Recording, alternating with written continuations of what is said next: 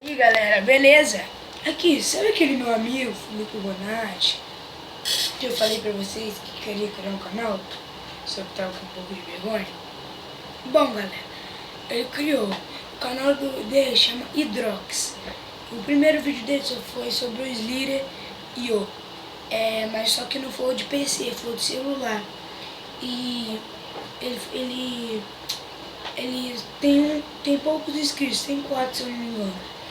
E se você não é inscrito no canal dele, se inscreve lá pra ajudar ele e no meu também.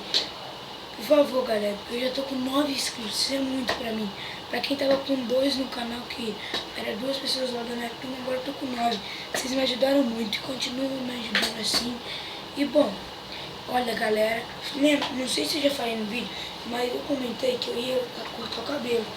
Olha galera. Bom galera, ó.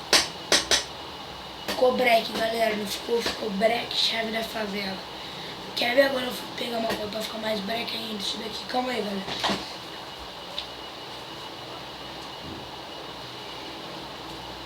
E agora, galera, me fala se não ficou break. Bonézão, cabelo raspadão, ó. Break, chave da favela, moleque. Ficou violento.